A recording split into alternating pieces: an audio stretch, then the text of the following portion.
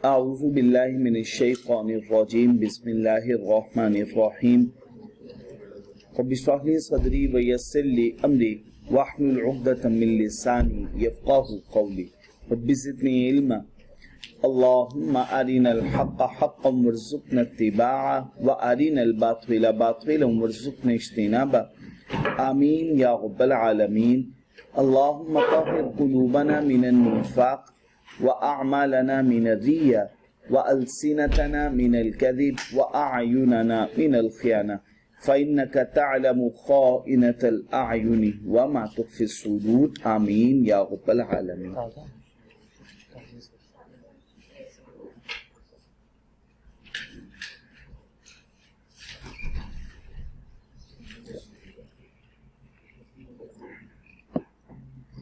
बच्चे, आज की क्लास में हमने क्वेश्चन नंबर 14, बहुत अहम सवाल है। कल हमने किया था बहुत ही बेसिक क्वेश्चन, अभी तक बेसिक क्वेश्चन कर रहे थे। अब ये exam level question, full length question, बाकी भी किए हुए, बहुत सारे हमने फुल लेंथ किए हुए। ये भी उनमें से एक अच्छा सवाल है प्रैक्टिस के लिए।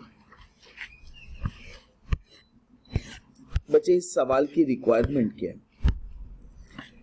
Under the provision of income tax ordinance 2001 और उसके रूल्स के मुताबिक आपने कैलकुलेट करना है टोटल इनकम को, टैक्सेबल इनकम को, net tax payable.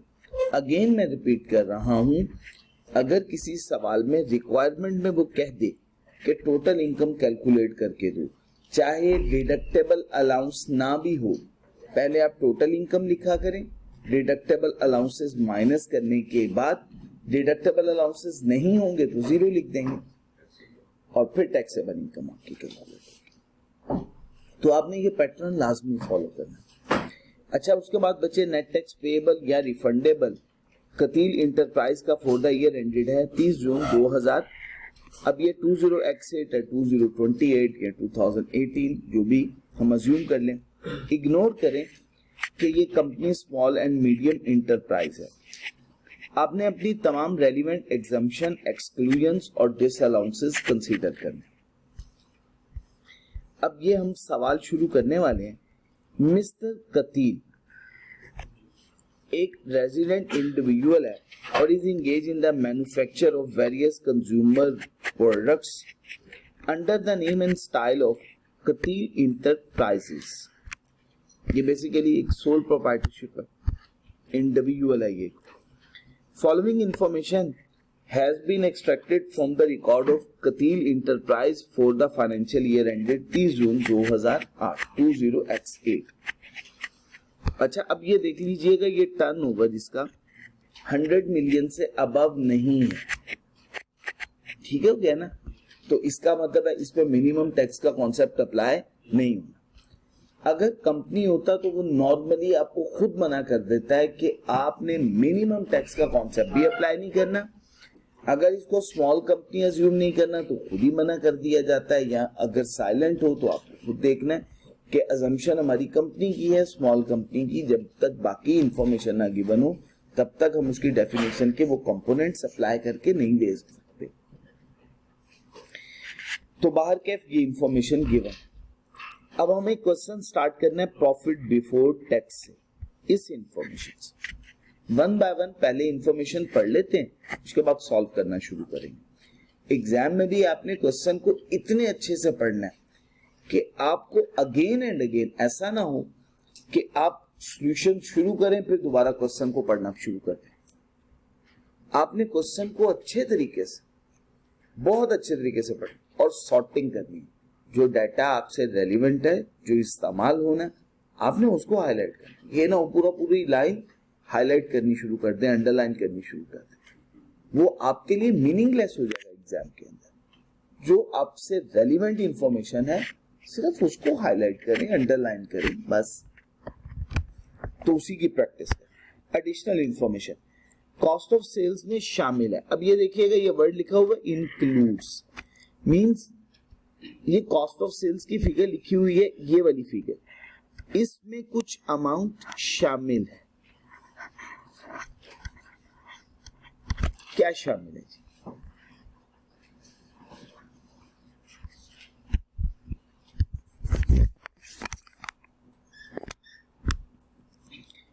45,000 paid as fine, fine पे किया, वायलेशन ऑफ कॉन्ट्रैक्ट। अच्छा, अब ये अगर एडमिजिबल है, इसका मतलब टैक्स के मुताबिक भी एक्सपेंस बनाया जा सकता है और अकाउंटेंट ने भी एक्सपेंस बनाया हो, तो हमें क्या करना है, इसका सिर्फ नोट आएगा, अदरवाइज कोई एडजस्टमेंट नहीं है। याद आ गई बात? तो ये तो हमने नोट कर लिया। अकाउंटिंग की डेप्रिसिएशन इनएडमिसिबल, तो क्या करेंगे इसको? अच्छा, वो साथ ही साथ कह रहे हैं कि लीज्ड एसेट की भी डेप्रिसिएशन इसी में शामिल है, वो भी एड बैक होनी थी, वो भी इसमें मौजूद है, तो वो भी एड बैक हो जाएगी। क्लियर हो गया जी बच्चे? इनएडमिसिबल एक्सपेंस है तो हमें क्या करना है? Add back.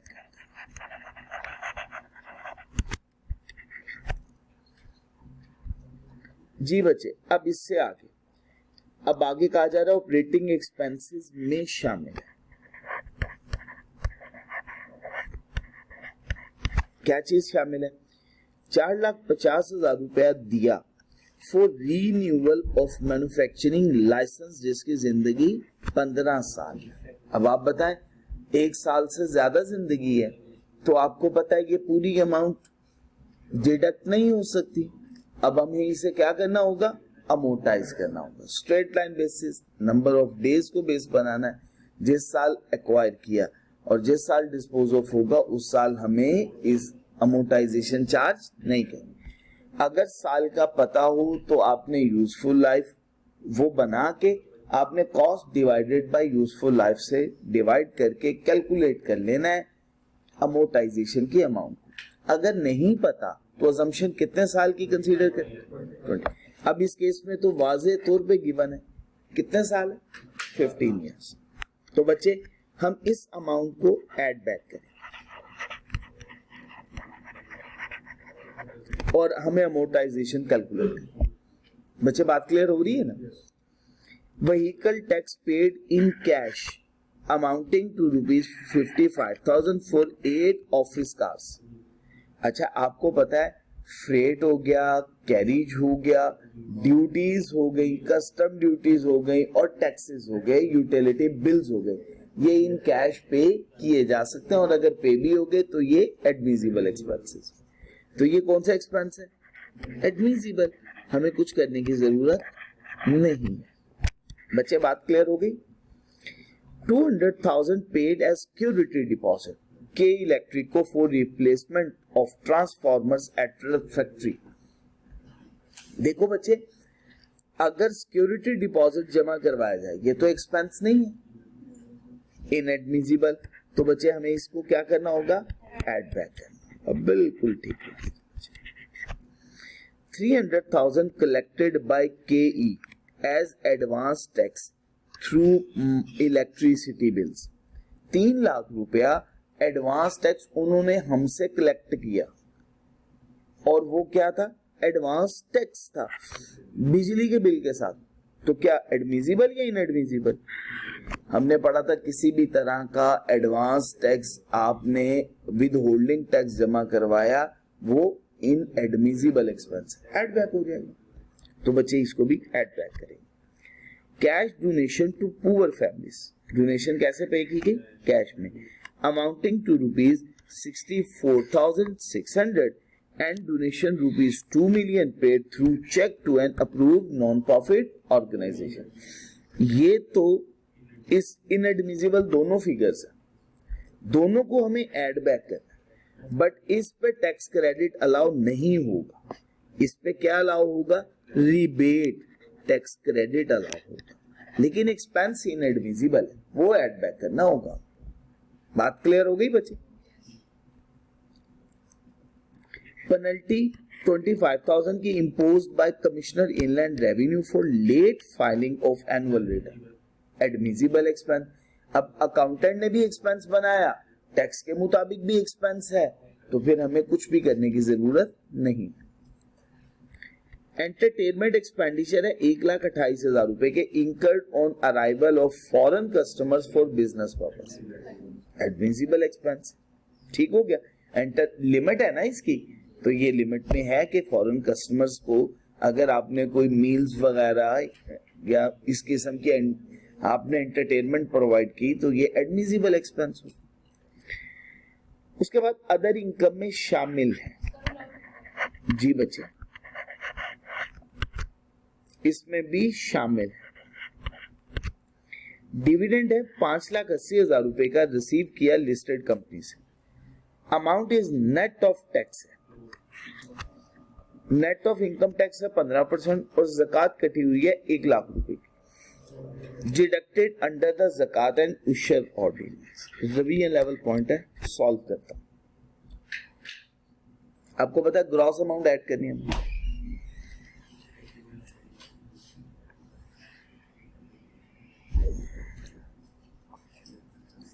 वालेकुम अस्सलाम रहमतुल्लाहि व बरकातुहू। जी बच्चे, बात मुकम्मल हो गई यहां तक। अच्छा बच्चे, कैपिटल गेन है 12 लाख रुपए का from sale of shares of private limited company. अच्छा, अब ये गेन की अमाउंट गिवन है, किसकी अमाउंट गिवन है? गेन, और ये कैपिटल गेन है और प्राइवेट कंपनी है 37 या 37A, बात खत्म। 30 June 20x8 lease machinery were transferred या was transferred to Katil on maturity of lease. 30 जून 2008 पे लीज मशीनरी ट्रांसफर हो गई कतील को। The leasing company was asked to adjust the amount of security deposit against the residual value. उन्होंने कहा कि adjust करें amount of security deposit against the residual value 100,000, 1 lakh रुपया। The date of commencement of lease, lease शुरू हुई थी। Lease rental paid, जो lease rental पे किया है वो कितना पे किया है? 2,70,000। ये कौन सा एक्सपेंस? एडमिसिबल। डिडक्ट करेंगे ना, हाँ, एडमिसिबल एक्सपेंस माइनस करेंगे। On date of maturity, the accounting WDV and market value of the machinery was rupees 590,490 and 800,000 respectively. उसने बता दिया कि रिटर्न ऑन वैल्यू इतनी है और मार्केट वैल्यू मशीनरी की इतनी।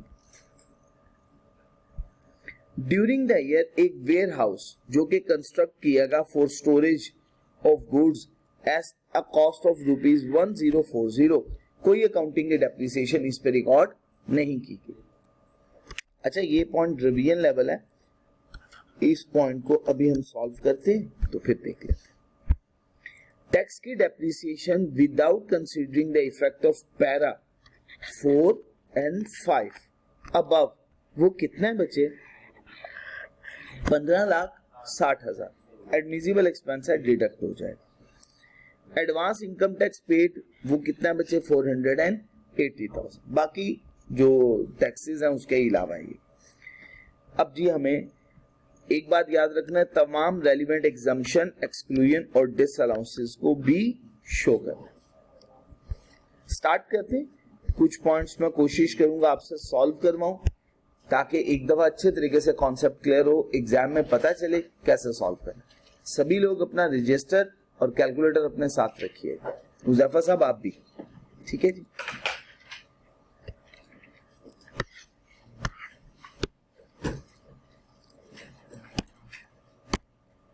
कुछ पॉइंट्स में मैं ऐसा करूंगा, बाकी पॉइंट्स तो मैं खुद से सॉल्व करूंगा जो स्ट्रेट फॉरवर्ड है, ताकि आप लोगों को साथ साथ इसका कॉन्सेप्ट भी क्लियर हो।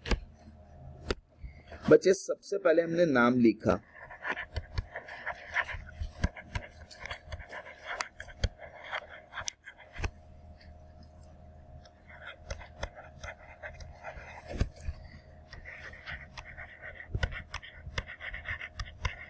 हम कंप्यूटेशन करने वाले हैं टैक्सेबल इनकम,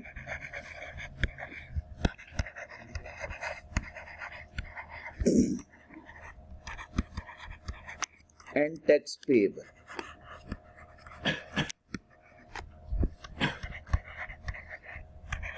टैक्स ईयर बिल्कुल ठीक हो गया। इंफॉर्मेशन बच्चे मैं यहाँ पे रुपीज में लिख रहा हूँ। वालेकुम अस्सलाम व रहमतुल्लाहि व बरकातहू। बच्चे स्टार्ट कर रहे हैं हेड इनकम फ्रॉम बिजनेस। अब आप सब लोगों की तवज्जो मेरी तरफ है और देखिएगा मैं आप लोगों से कुछ चीजें सॉल्व कर रहा हूँ। मैंने आपको बताया था बिजनेस के न्यूमेरिकल सॉल्व करने के हमने 3 पैटर्न बनाए हुए। फर्स्ट वन में प्रॉफिट बिफोर टैक्स से स्टार्ट करते हैं। सेकंड वन में रेवेन्यू और एडमिसिबल एक्सपेंसेस माइनस करेंगे।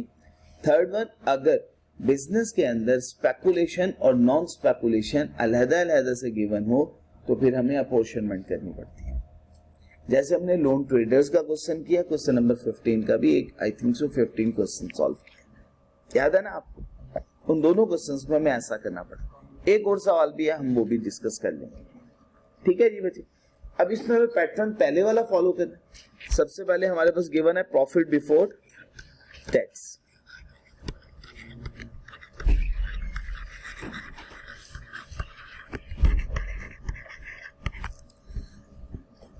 प्रॉफिट बिफोर टैक्स की बच्चे फिगर कितनी गिवन है?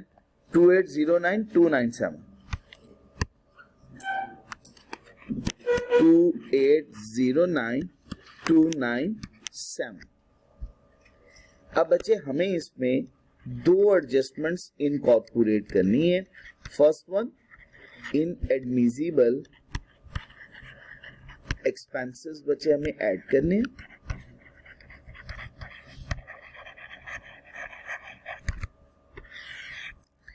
और बच्चे हमें डिडक्ट किसे करना है?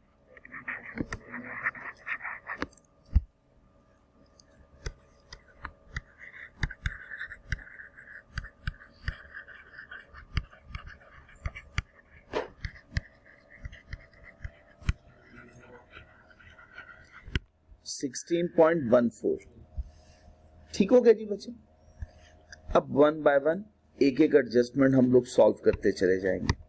बच्चे सबसे पहली बात ये आपके सामने मौजूद है।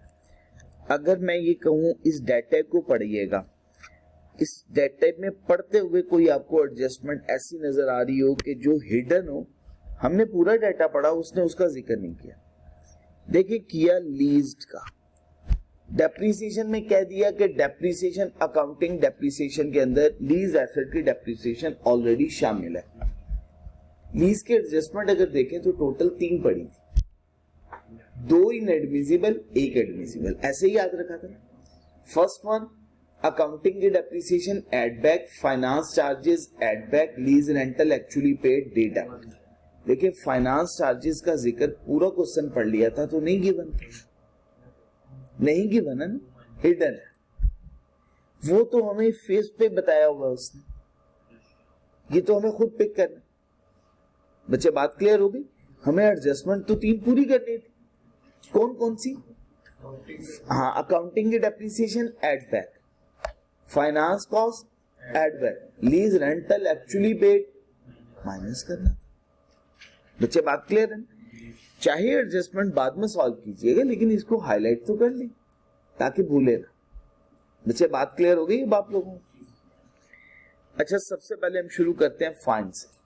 पेनल्टी स्ट्रेट फॉरवर्ड, इसमें तो सोचो विचार की जरूरत ही नहीं जी बच्चे। Fine paid for violation of contract, ये कौन सा है? एडमिसिबल। तो हमें अमाउंट भी लिखने की अब जरूरत नहीं है, ये क्या है? एडमिसिबल। बताइएगा पहला पॉइंट क्लियर है बच्चे आप लोगों को? बच्चे हमने इसको सॉल्व भी कर लिया। अकाउंटिंग की डेप्रिसिएशन, शाबाश, अकाउंटिंग डेप्रिसिएशन एड बैक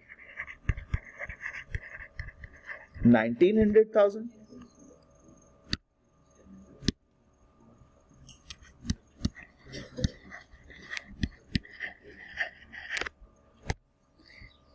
जी बच्चे इसको भी हमने सॉल्व कर लिया। अच्छा, अकाउंटिंग की डेप्रिसिएशन में लीज एसेट की डेप्रिसिएशन भी मौजूद है, तो फाइनेंस चार्जेस भी ना साथ ही ऐड कर लें, भूल ना जाए हम।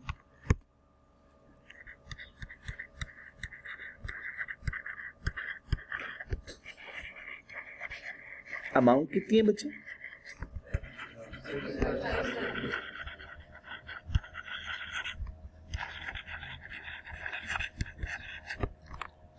थ्री 5 7। जी बच्चे, बात मुकम्मल होगी।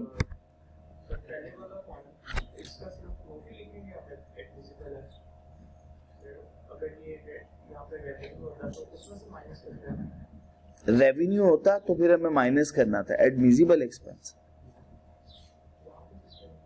यहां पे ऑलरेडी हुआ है माइनस, क्योंकि कॉस्ट ऑफ सेल्स की अमाउंट में उसने बोला है शामिल है, अकाउंटेंट ने पहले ही माइनस किया हुआ। देखो कॉस्ट ऑफ सेल्स माइनस हो रहा है या नहीं हो रहा, देखिए डेटे में हो रहा है, तो कॉस्ट ऑफ सेल्स में जब ये अमाउंट शामिल है 45,000 की, तो वो भी माइनस हो रही है या नहीं हो रही, वो भी साथ हो रही है ना माइनस। तो फिर अब दोबारा तो नहीं करेंगे, अगर दोबारा किया तो 2 दफा माइनस कर देंगे। बताइएगा बच्चे, कॉस्ट ऑफ सेल्स के 2 पॉइंट से सॉल्व हो गए। अच्छा बच्चे, उसके बाद अगला पॉइंट आ गया, manufacturing licence for 15 years operating expenses. आपको पता है ये तो एक्सपेंस हमारा नहीं होता,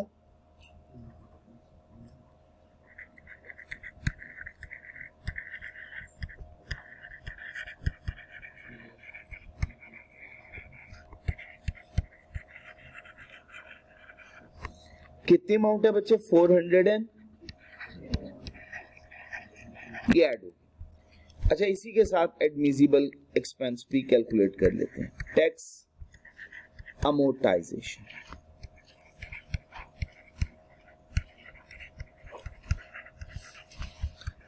$450,000 डिवाइड कर दें 15 years.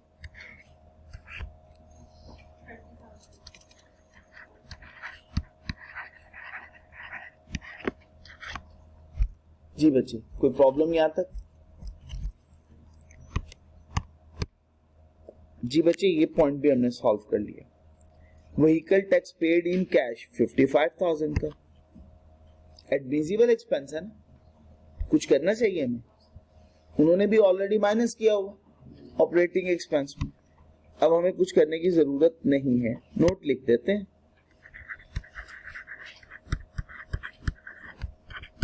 Vehicle tax paid in cash, ये कौन सा एक्सपेंस है? Admissible expense.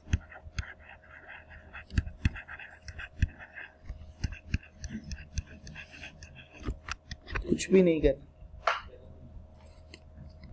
ठीक हो गया जी बच्चे? यहां तक कोई कंफ्यूजन तो नहीं है बच्चे?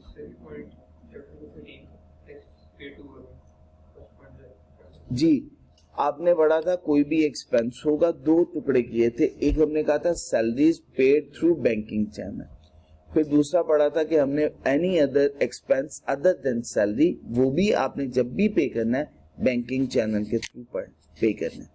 उसमें हमने कुछ एक्सेप्शंस पढ़ी थी कि अगर सिंगल हेड है और उसकी एक सिंगल हेड की एक सिंगल अमाउंट 25,000 से एक्सीड नहीं कर रही, तो आप अदर देन बैंकिंग चैनल भी पे कर सकते हैं। अगर छोटी छोटी अमाउंट्स हैं, क्यूमुलेटिव टोटल उसका 250,000 से एक्सीड नहीं कर रहा, तो तब भी अदर देन बैंकिंग चैनल पे किया जा सकता है। और उसमें यही बात पड़ी थी, फ्रेट, कैरिज, इसके अलावा यूटिलिटी बिल्स, गवर्नमेंट के टैक्सेस, वो आप कैश के थ्रू पे करते हैं, वो एडमिसिबल एक्सपेंस। पेनल्टी अगर गवर्नमेंट की है ना, जैसे अभी इनलैंड रेवेन्यू की बात की है, तो गवर्नमेंट ड्यूटीज है, ये कैश में पे हो सकता। बच्चे, यहां तक बात मुकम्मल हो गई? कोई सवाल तो नहीं है?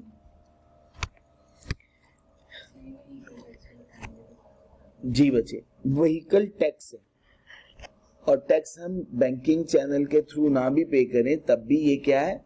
एडमिसिबल है। अच्छा बच्चे, अब अगला पॉइंट सॉल्व करने लगे, सिक्योरिटी डिपॉजिट वाला। ये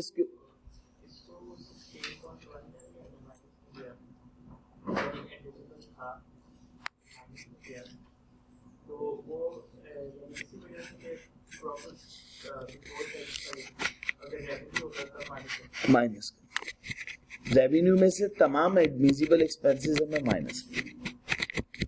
अच्छा बच्चे, सिक्योरिटी डिपॉजिट टू के electric for replacement of transformers at the factory. अच्छा, अब सिक्योरिटी डिपॉजिट तो एसेट होता है, एक्सपेंस तो नहीं है। आपने सिक्योरिटी डिपॉजिट जमा करवा दिया वापडा वालों को ट्रांसफॉर्मर के लिए, तो अब आप अपनी किताब में एंट्री क्या पोस्ट करेंगे? सिक्योरिटी डिपॉजिट को डेबिट कर देंगे और बैंक को क्रेडिट कर देंगे। ये एक्सपेंस थोड़ी है, ये तो आपका एसेट है। तो यहाँ पे एक्सपेंस बनाया होगा, ऑपरेटिंग एक्सपेंस, तो क्या होगा? इनएडमिसिबल, तो एड बैक कर देंगे। शाबाश।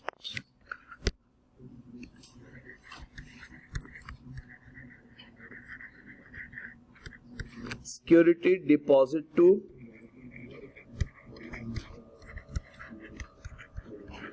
के इलेक्ट्रिक, कितनी अमाउंट है बच्चे?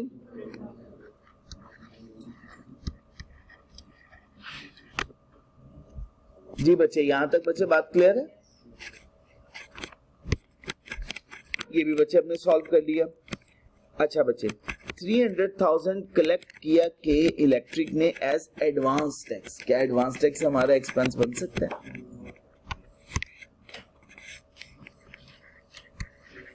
एडवांस टैक्स कलेक्टेड बाय के इलेक्ट्रिक, कितनी अमाउंट है बच्चे? 300,000। वो ऑपरेटिंग एक्सपेंस में शामिल था, अगर शामिल था तो उसको एक्सपेंस बना लिया गया, तो हमने कहा ये इनएडमिसिबल है, हमने ऐड बैक कर दिया। अब बच्चे नेक्स्ट क्या आ गया? कैश डोनेशन 64,600 और 2 million. Donation paid 64,600 plus 2 million.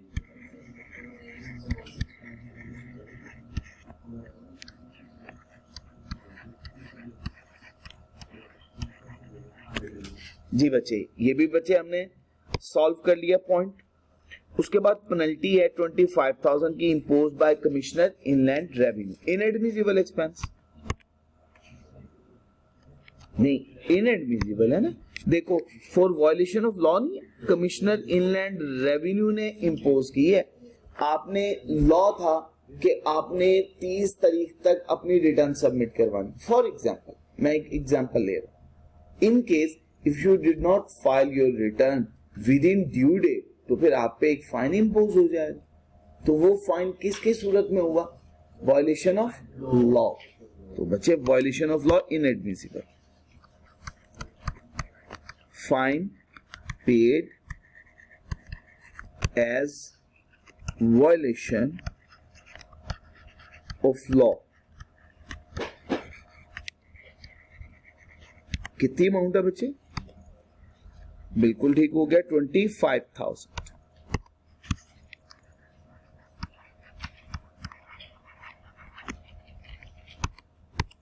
बच्चे कोई प्रॉब्लम तो नहीं है यहां तक? उसके बाद एंटरटेनमेंट एक्सपेंस, वो क्या है? Admissible. Show all relevant exemptions, exclusions और डिसअलाउंसेस। तो हम लिख देते हैं एंटरटेनमेंट एक्सपेंस, और ये क्या है? Admissible expense. तो हम यहां पे इसका कुछ भी नहीं करेंगे। जी बच्चे, यहां तक बच्चे बात क्लियर है? बिल्कुल, ऑपरेटिंग एक्सपेंस की ही बात चल रही थी, अब खत्म हो गई है, ये आखिरी बात थी। जी बच्चे, यहां तक बच्चे बात मुकम्मल है, कोई दिक्कत तो नहीं है? अच्छा बच्चे, अब जरा एक बात मैं पहले कर लूं, फिर उसके बाद बाकी बातें हम करते जाएंगे। देखिएगा, सबसे पहले लीज रेंटल पेड आ रहा है, वो कितनी अमाउंट का लीज रेंटल पेड? 2,70,000 रुपए। पहले मैं इसको माइनस करवा,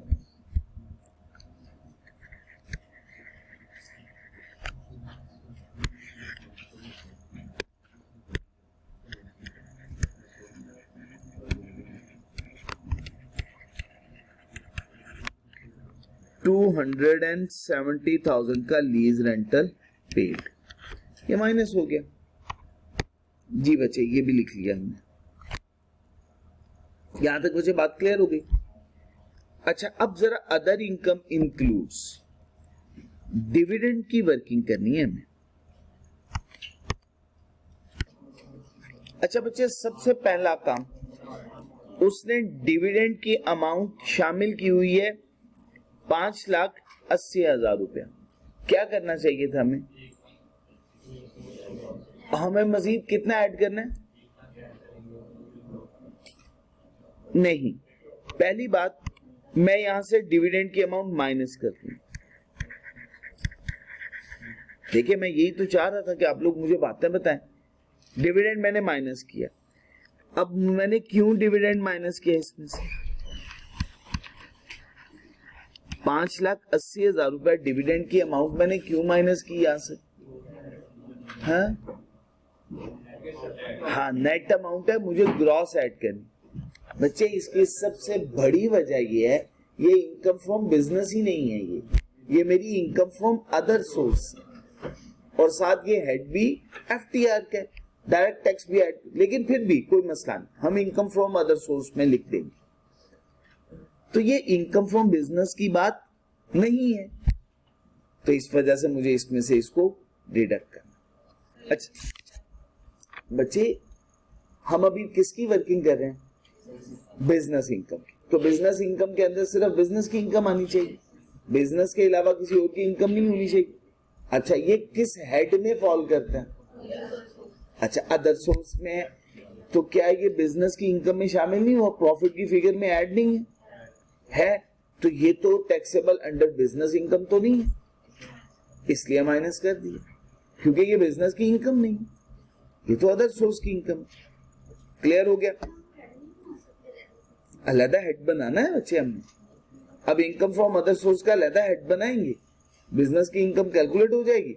इनकम फ्रॉम अदर सोर्स अगर आप कहते हो तो भी बना लेते हैं, ये ले, इनकम फ्रॉम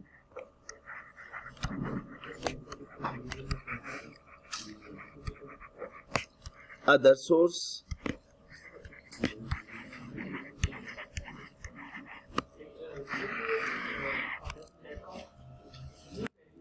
जी बच्चे, डिविडेंड बिल्कुल पूरी लेनी है।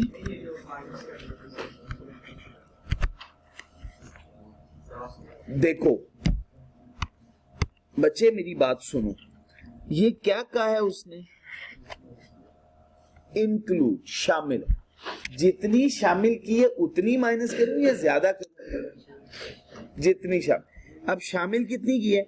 Dividend 5 lakh receive from listed companies, यही, और the amount is net of tax है एंड ज़कात है deducted under the Zakat and Ushr ordinance.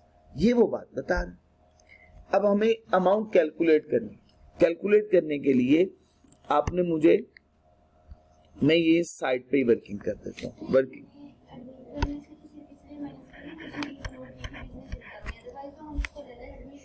बिल्कुल ऐसे ही, बिल्कुल ऐसे, बिल्कुल सही कहा बच्चे। सबसे पहले होगी ग्रॉस डिविडेंड की अमाउंट।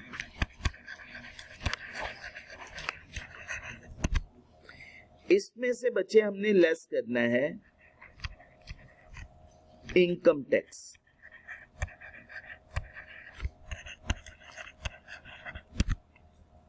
अच्छा, जो अमाउंट आ जाए फिर हमने उसमें से लेस करना है ज़कात की अमाउंट। माइनस करने के बाद ये अमाउंट कहलाएगी net dividend after deduction of tax and zakat. तरतीब समझ में आई? पहले ग्रॉस में से क्या चीज डिडक्ट करनी है? बिल्कुल ठीक, इनकम टैक्स, फिर उसके बाद ज़कात। अब आप मुझे बताएं नेट डिविडेंड की अमाउंट कितनी है बच्चे? हाँ शाबाश, देखा ना, जल्दबाजी नहीं करनी, चीज को अच्छे से समझ लें, बाकी क्वेश्चन आप खुद से भी कर सकेंगे। ये हमने फिगर लिख ली। अच्छा, अब ज़कात की अमाउंट हमें बताई हुई है, कुछ केसेस में ना भी बताई हो तो वो आपको रेट बता देगा, ना भी पता हो तो पता है 40वां हिस्सा या 2.5%। क्लियर हुआ? अच्छा, अब ये अमाउंट आपके पास आ गई 580,000 और 1 लाख रुपया डिडक्ट हुआ है। अगर हम रिवर्स में वर्किंग करें, जो फिगर डिडक्ट हो रही होती है उसे हमें क्या करना होता है? ऐड करना होता है। तो बच्चे ये फिगर कितनी होगी? 6,80,000, क्योंकि इसमें से क्या चीज माइनस हुई है? 100। अब बताएं यहां तक मैं बात समझा पाया हूं? तरतीब समझ में आई है? तरतीब क्या है? पहले क्या लिखना है? ग्रॉस, फिर उसके बाद उसमें से क्या डिडक्ट करना है? इनकम टैक्स, फिर उसके बाद उसमें से डिडक्ट करना है ज़कात की अमाउंट, फिर ये है नेट ऑफ इनकम टैक्स और ज़कात। अब नेट ऑफ इनकम टैक्स और ज़कात हमारे पास अमाउंट है 580,000, 100,000 हमने इसमें ऐड कर दिया। अच्छा, अब ये फिगर है, देखिए ये फिगर लेट्स सपोज अगर 100 हो तो इसमें से कितना टैक्स डिडक्ट होना था? 15। तो ये फिगर कितनी बाकी बची? बात समझा पाए? क्लियर है? कोई कंफ्यूजन तो नहीं है? ग्रॉस पे 15% लगना है ना, तो ग्रॉस हमारे पास गिवन नहीं है। लेट ग्रॉस कितना है? 100, क्योंकि उस पे बेस करना है टैक्स ने, जिस पे बेस करना है उसको हम क्या अज्यूम कर लेते हैं? 100। अच्छा, अब given over given multiply by required.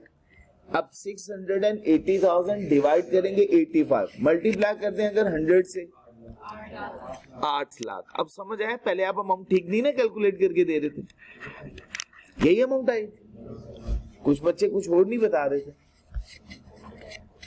अच्छा बच्चे, अब इन दोनों के दरमियान का डिफरेंस कितना हुआ? 120,000। बच्चे बात मुकम्मल हो गई? अब समझ में आ गई? भूलेंगे तो नहीं? कोई भी एक बच्चा जिसको ये बात मैं नहीं समझा पाया हूं पूछ सकता है मेरे से सवाल।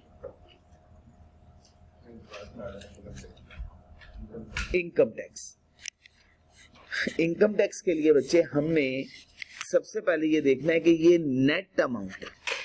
इनकम टैक्स तो ग्रॉस अमाउंट पे चार्ज होता है, ग्रॉस अमाउंट ये बेस करेगी, इस पे टैक्स लागू होना है। जो बेस कर रही हो उसके लिए हम क्या अज्यूम करते हैं कि इसकी अमाउंट क्या होगी? 100। टैक्स का रेट कितना है? 15। अगर 100 पे 15 रुपए का टैक्स लग रहा है तो 100 में से 15 माइनस करेंगे, नेट अमाउंट कितनी होगी? इसका मतलब है 680,000 85% है। हमें चाहिए 100% फिगर और 15%। तो हमने क्या किया? 680,000 भी गिवन है और गिवन क्या? 85%। मल्टीप्लाई रिक्वायर्ड कितनी कैलकुलेट कितनी करनी है? 100 या 15। ठीक हो गया जी बच्चे? तो 6,80,000 को डिवाइड करें 85 से और मल्टीप्लाई करते हैं इसे 100 से। ठीक हो गया जी बच्चे? अब बच्चे हमें इनकम फ्रॉम अदर सोर्स में कितनी अमाउंट लिखनी है? डिविडेंड की। और बता दें ये डिविडेंड टैक्सेबल कैसे है? एफटीआर। और अमाउंट कितनी लिखेंगे? 800,000। बच्चे बात समझा पाए हूं? कोई दिक्कत तो नहीं है? चले नेक्स्ट बच्चे, ये पॉइंट हमने सॉल्व कर लिया। अब अगला पॉइंट जरा बताइएगा, कैपिटल गेन 12 लाख रुपए का। अब देखें कैपिटल गेन किस अमाउंट में शामिल है? Other income. ये देखें, ये अदर इनकम, ये है ना अदर इनकम, अदर इनकम में शामिल है। और हम कह रहे हैं other income profit before tax में शामिल है। इसका मतलब ये कि कैपिटल गेन की इनकम बिजनेस में शामिल नहीं होगी, इसका तो हेड ही अलग है। तो हमें पहले क्या करना है? इसमें से माइनस करना है। लॉजिक समझ में आ रही है साथ साथ? जी बच्चे, सबसे पहले हम माइनस करेंगे कैपिटल गेन या gain on disposal of private companies shares. 12 lakh है ना, ये 12 लाख यहां से माइनस किया और इसका बच्चे अलहदा से हेड बना देंगे। कौन सा हेड बनेगा? कैपिटल गेन का।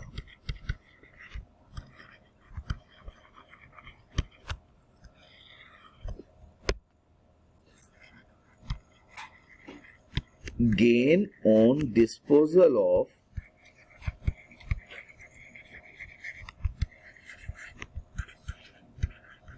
Private companies shares. अब आप कहेंगे फिगर वही आप ऊपर माइनस कर रहे हैं नीचे ऐड कर रहे हैं भाई, इसलिए कि इनका हेड सेम नहीं है तो हमें ये करना ही करना है। बात समझ में आ गई है ना। और प्राइवेट कंपनी के शेयर्स है, हम अपनी सहूलत के लिए साथ मेंशन भी कर लेते हैं 37 या 37A 37 एनटीआर है ना, याद रहेगा हमें। जी बच्चे बताइएगा, यहां तक सब बातें क्लियर हो गई बच्चे? आप लोगों को कोई कंफ्यूजन तो नहीं है? जी बच्चे, बाकी हम नेक्स्ट क्लास में इसको इंशाल्लाह मुकम्मल कर लेंगे, ठीक है? क्योंकि जल्दबाजी में हमने ये क्वेश्चन सॉल्व नहीं करना, कुछ बातें मुझे आपसे वर्कआउट करवानी है तो वो इंशाल्लाह करेंगे। सुब्हानक अल्लाहुम्मा व बिहम्दिक अशहदु अल्ला इलाहा इल्ला अंत